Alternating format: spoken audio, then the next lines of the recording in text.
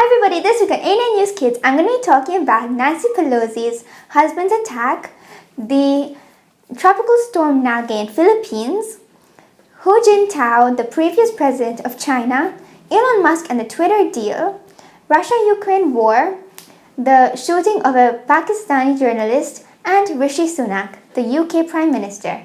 The country of the week is Belgium, and the extra fun segment is all about comic books. We are talking about the second Chinese dynasty in the Chinese history segment. And this week, we are interviewing Mr. Shakeel Jogee, an amazing person who studies coral diseases in Mauritius. I really hope you enjoy, and don't forget to like, subscribe, share, and comment below because we are trying to get to 1,000 subscribers. Thank you.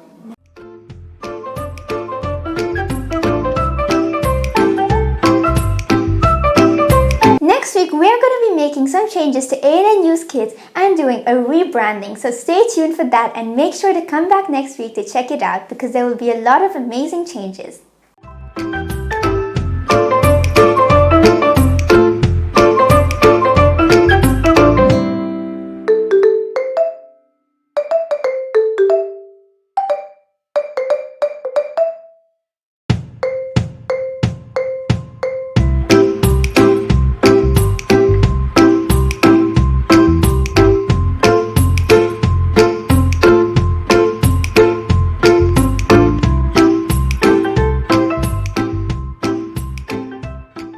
Rishi Sunak, the former Chancellor, has become UK's new Prime Minister. He succeeded Liz Truss, and he was the Chancellor when Boris Johnson was the Prime Minister of the UK. He is the first British Asian Prime Minister of the UK and the youngest one in 200 years because he's just 42 years old.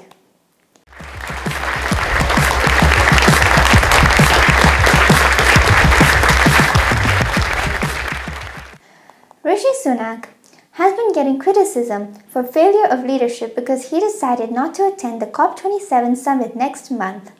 The opposition of the party said that this shows that the government is not ready for such a challenge and is not serious about the climate crisis. But there are some people backing him, saying that there are too many things going on right now and it would just be a distraction. More than 200 places have been invited to attend the COP27 meeting. Not everyone has agreed to attend, like China, Russia, and UK. A 42-year-old man broke into US House of Representatives Speaker Nancy Pelosi's home in San Francisco this week. He demanded to see Nancy Pelosi, and because she wasn't home, he attacked her husband with a hammer, causing several injuries like a head fracture and arm injuries as well. Nancy Pelosi flew down from Washington, D.C., where she was, to see her husband in hospital. He was attacked in their home, and when I spoke to the speaker, she said that he's doing okay. He went to the hospital, was operated on, and he seems to be coming along well. He's in good spirits.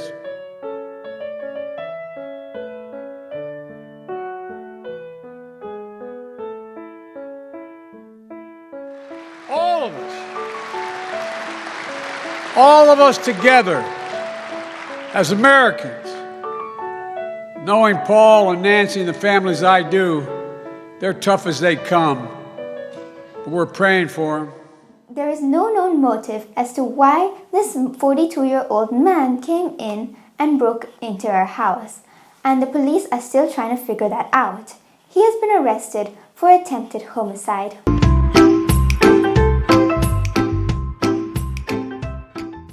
In Philippines, there's a terrible tropical storm at the moment that has already killed 45 people and injured at least 33 people. This is a huge storm and it's very wet, bringing a lot of flooding into many cities in Philippines. Some of the most affected places are islands in the Philippines. Usually, Philippines has about 20 hurricanes and typhoons per year, so the rescuers are pretty experienced when it comes to the rescuing of people. But this time, even though the storm isn't that terrible, it's huge and very wet, and many people haven't seen flooding like this for a really long time.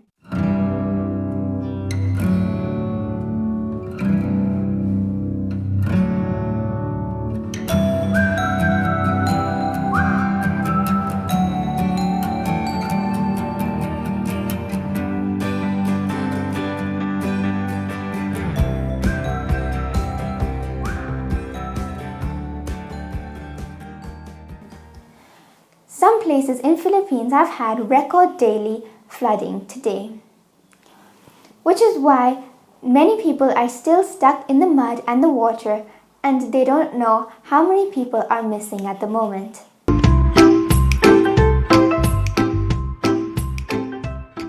Elon Musk completed his $44 billion deal to buy Twitter, and he has officially taken over Twitter. Now he is the richest man in the world, and he is in charge of one of the biggest social media platforms. He has decided that he's going to make quite a few changes, but he will not start at the moment. Although in the company, he has already fired the CEO and some other top executives. He said the CEO had not given the right numbers for the fake and spam accounts when he was trying to buy Twitter, which is why he was fired. Now Elon Musk is going to make some changes, and there's a lot of uncertainty on what's going to happen next because of the changes that he has already made and the ones that he is going to make. But there's a lot of hope that Twitter is going to become a better platform now.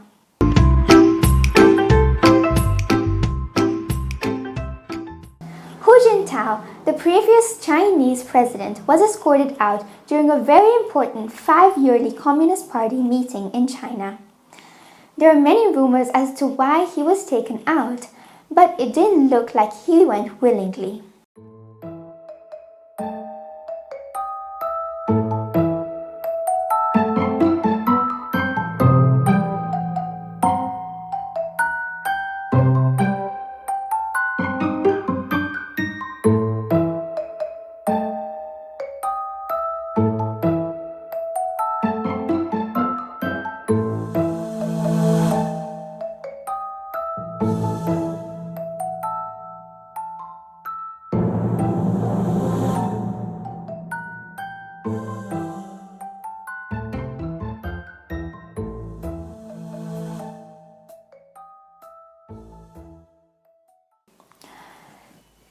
Many people say that it was Xi Jinping who ordered him to get out because Xi Jinping wanted to show that he was the only one in power and that he had no rivals. But the Chinese state decided to tell on Twitter that he was escorted out because he was sick and he attended the meeting while being sick. He has been looking very frail in public, which is why this could also be a possibility.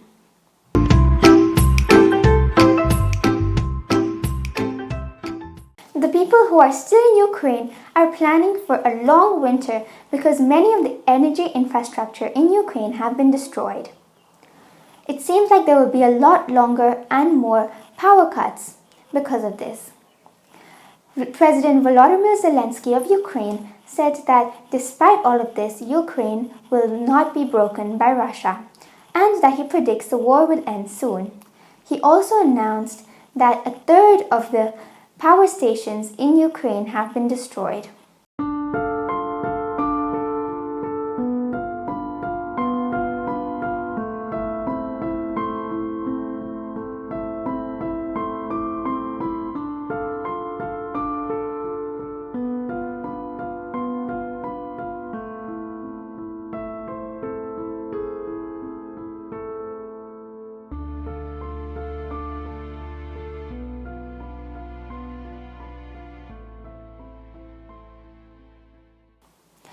President Vladimir Putin of Russia said that he does not want Russia to use nuclear weapons against Ukraine because it's not needed. But President Biden of USA has already said that he does not believe the statement made by President Putin. There are some countries like Canada and US who have already started putting more funds to fund Ukraine's weapons. And Russia said that they were going to need more people on the front soon.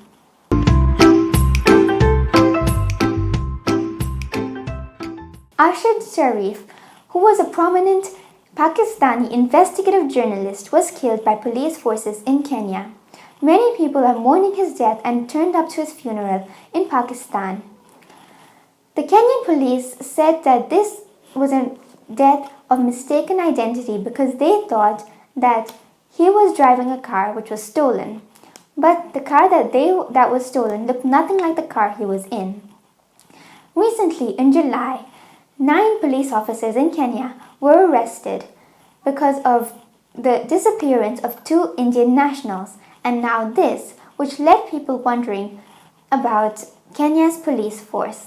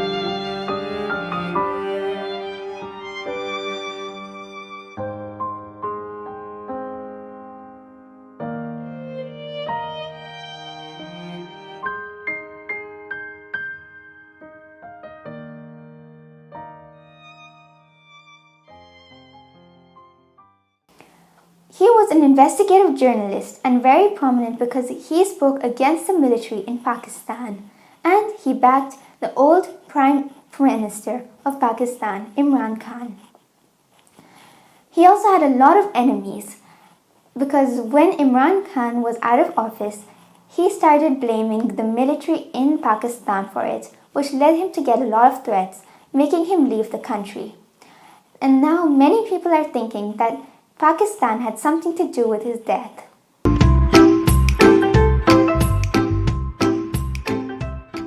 Hi everybody, this week for ANN News Kids Spiritual Career segment, we are interviewing Dr. Shakeel Jogee, an amazing person who studies coral diseases in Mauritius. I really hope you enjoy what he has to say and learn something new. Thank you.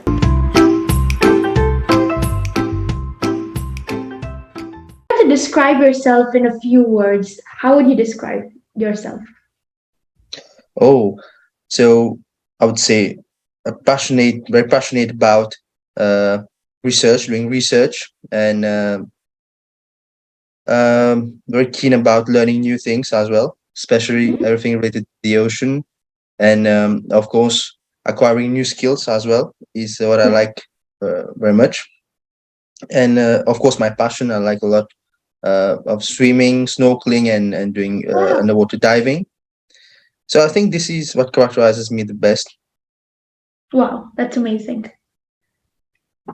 That's fantastic. Thank you so much. And you said that you're a researcher, so what do you do in your career? So I mostly study what we call as coral diseases. So many people, they don't know what are coral diseases. So they are pathologies. They are pathologies just like we get in humans and in other organisms. They can be caused by biotic factors that is like bacteria or viruses that compromise the health of the coral. So I'm trying to look at the distribution of coral diseases around the Republic of Mauritius. Okay. Try to identify the different diseases that exist on the reef building species around the island of Mauritius, and I'm also doing some further characterization on the effect, or that rather what we call as the cause of these diseases and how they actually compromise the health of the coral. So this is what I do mostly as a researcher working on coral disease. Wow. Wow, that's amazing. Yeah. And could you tell us a bit about your journey so far and how you came to be a researcher? Okay, so I first started with my BSc Bachelor in Science at the University of Mauritius in the Marine Environmental Sciences. It was a 3 year course where I got to learn a lot about marine organisms and a lot about the physical physical processes in the ocean, physical, chemical, and biological processes in the ocean, but also a lot of stuff related to the ocean. And during my final year project, I was given the opportunity to actually work on corals, on the health status of coral. And part of my final year project included coral diseases. So I worked on coral diseases, trying to identify them and assess the distribution around the island of Mauritius. And and I got the opportunity at some point in time when I graduated to do a PhD, what was an MPhil PhD research at the University of Mauritius, specifically on coral diseases and trying to uh, go a little bit more in depth about characterizing the diseases and assessing, in a more extensive way, distribution Mhm. of coral diseases around the island of Mauritius. So this is my Wow. journey so far, being a researcher coral disease. Wow, that's amazing. Wow, and what do you enjoy the most about what you do? Well, as a marine scientist, I think it's an amazing opportunity whenever you go to on field works basically. So instead of going to an office to or a cubicle working a whole day in an office, I enjoy going out at sea. And every time you go out at sea, you get to see and experience new things, new organisms. You see new fish species, you see a new coral species. So every time you are seeing something new, amazing, whenever you go out at sea. But also, what I like about what I'm doing is that I learn in a lot of new skills. Basically, every year I acquire through research, of course, I acquire a lot of new skills and techniques, and also I get to interact a lot with people from different backgrounds. Of course, Mhm. in the marine research, basically, I'll interact with a lot of people, get to know about their views on the ocean, and of course, other researchers in doing working on coral diseases also. So I get to interact with other people. I get to see new things under the ocean when I'm going out at sea. So all these things, I think, is what I love the most about what I'm doing right now. Wow, Wow. that's really amazing. But why the ocean and why corals? Why did you choose that for your PhD? And what? Oh, so yeah, so I was like growing up as a kid, I was always fascinated by the ocean and all the organisms that lived in it, and I was always wanted to understand the interaction of the ocean and these environment and these organisms. And why specifically coral diseases is because uh, nothing much has been done really on coral disease, especially around the island of Mauritius. There's a Yeah. huge what was research gap concerning coral diseases around Mauritius. And as we all know, we're a small island surrounded by the ocean and protected from the ocean by coral reefs. And coral diseases, they actually represent a big threat. I would even say a lethal threat to the subsistence, to the resiliency of coral reefs. So understanding coral diseases and how they're impacting the coral reef around Mauritius will better help us to protect our reef, especially with climate change and so on, which is further exacerbating the effects of, for example, ocean acidification or sea level rise. This will further actually put our coral reefs to greater risk of extinction, basically. So understanding coral diseases and how they're impacting the coral reefs will better help to protect and manage the coral reefs in the future. Wow, that's Wow. amazing. And finally, what is your advice to kids? Well, as a marine scientist, I would definitely encourage the kids to consider the marine science field as a career choice. Because Mhm. first of all, we are islanders. We live surrounded by the ocean, and of course there are a lot of opportunities in it. But also you get it to it's a really an amazing career choice. I would say because you get to learn new things every day. You got to see you see all these beautiful organisms in the ocean. You interact with them. You Mhm. meet a lot of people and so on. And but also I would like to advise kids that whatever you like, basically, any subject you like, you should and if you're really passionate about it, you should really go for it. Okay, despite all the difficulties that you might face, but really, if you like something, you should really work for it and go for it. And of course, always have you should always have an open and creative mind, and always be willing to learn new things and acquire new skills and techniques. And this will, I believe, this will definitely help you in whichever career choice you're going for. Wow, thank you so much. Thank you so much for your Thank time you. today. It was really nice speaking to you and learning about what you do. Oh, it was very nice talking to you as well. I think you guys are doing a great job, and yeah, definitely you should continue on that same path. Yeah, yeah, it was great talking to you guys. Thank you a lot Thank you so for the much. Thank you opportunity so as well. much. Have a wonderful day. Oh, you guys too. Have a great day ahead. See you. Bye. Thank you.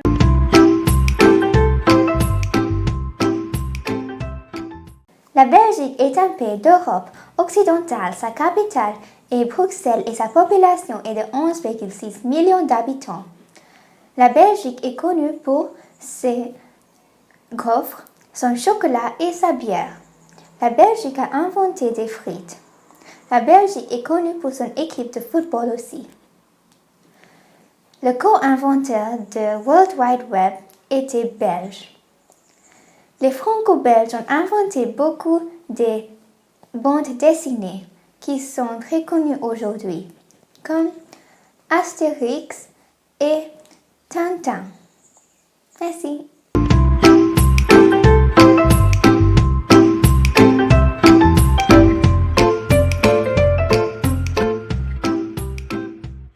Hi everybody, this week for the extra fun segment, I'm going to be telling you some fun facts about comics I really hope you enjoy. The largest comic book market in the world is in Japan. The first comic book in the United States was sold in 1842. The Disney character who has appeared in most films is Donald Duck. He is also the 5th most prominent comic book character. The most translated comic book is The Adventures of Asterix, which has been translated in 111 different languages and dialects. The first Superman comic book was in 1938. It started the golden age of comic books and of superheroes. This helped calm people down from World War I.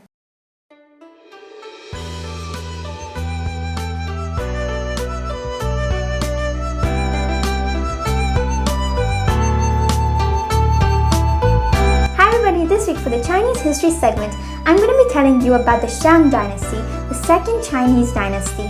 There were a lot of amazing things that happened during the Shang Dynasty.